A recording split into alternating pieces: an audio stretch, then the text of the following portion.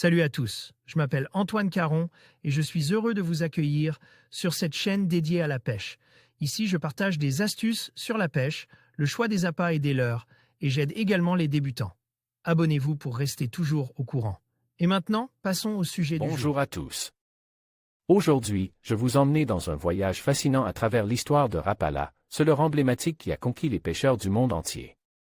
Nous allons découvrir comment un ermite pêcheur finlandais a transformé sa passion en une véritable révolution dans le monde de la pêche.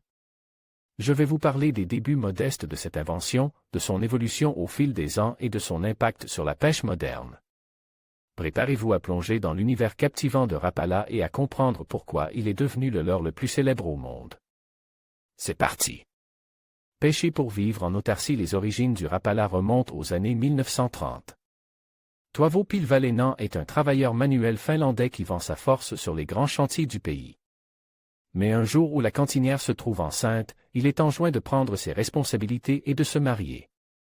Nul ne sait s'il était le père ou non, mais il disparaît alors dans la nuit et retourne errer sur des chantiers. Il finit par s'isoler sur l'île de Korkeakoivu au milieu du lac Pejan. Seul au milieu des « jolis bouleaux » qui ont donné leur nom à l'île, on le surnomme l'ermite de Korkeakoivu. Pour subsister, Toivo s'adonne à la pêche depuis sa barque à rame. Il construit ses propres leurres et devient maître en la matière, les testant à la traîne derrière sa barque. Après les avoir taillés à la main dans du bois à la lueur d'une chandelle, les habillant avec de l'écorce, il les peint et utilise divers artifices pour ressembler au mieux à un poisson, un film celluloïde rendant un aspect brillant et translucide.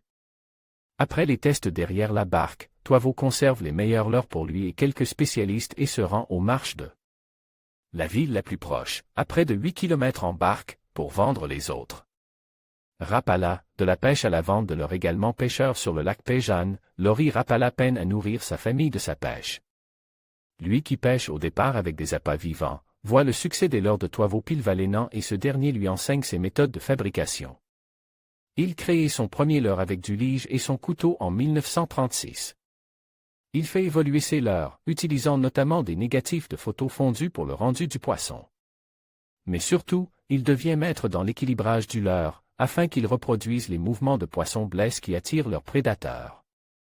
Il finit ainsi par comprendre que la vente de leurres est une activité plus sûre pour gagner sa vie que de pêcher soi-même, et en fait son métier. De leurre finlandais à marque iconique de la pêche avec l'aide de Marilyn Monroe. Rapala commence à commercialiser ses leurres localement et dans les villes à proximité du lac Pejan, avant d'être revendu par un commerce d'Helsinki. À l'occasion des Jeux olympiques d'été à Helsinki en 1952, les leurres de Rapala sont repérés par des touristes internationaux. De premières exportations débutent en Suède et en Norvège, en 1955 et 1956, avant que les États-Unis ne prennent une place prépondérante. La distribution aux États-Unis débutait par une entreprise commune avec un acteur local du matériel de pêche Ron Weber et son associé Raymond Weber. Mais c'est une coïncidence étonnante qui lance le début de la success story mondiale. Rapala achète une page de publicité dans le célèbre magazine Vogue du 17 août 1962. C'était sans savoir que la couverture, consacrée au décès de Marilyn Monroe, ferait de ce numéro le plus diffuse du magazine. La trajectoire de l'entreprise familiale prend alors un tournant. Une première usine finlandaise à Vaxi à proximité du lac historique est rapidement suivie d'une seconde à Riihilahti en 1963. En 1974, Lauri Rapala décédé et l'entreprise est reprise par ses 3 fils. De nouveau leur dope la croissance et dans les années 1990 des investisseurs entrent aux côtes de la famille, tandis qu'une série d'acquisitions d'équipementiers de pêche et de distributeurs font de Rapala l'une des grosses entreprises du secteur. Présent dans 140 pays, Rapala revendiquait en 2024 20 millions de leurres vendus chaque année. En conclusion, l'histoire de Rapala, de l'ermite pêcheur finlandais à la création du leurre le plus célèbre au monde, illustre parfaitement comment la passion et l'innovation peuvent transformer une simple idée en un phénomène mondial. Grâce à la détermination de son fondateur et à la qualité inégalée de ses produits, Rapala a su conquérir le cœur des pêcheurs à travers le globe.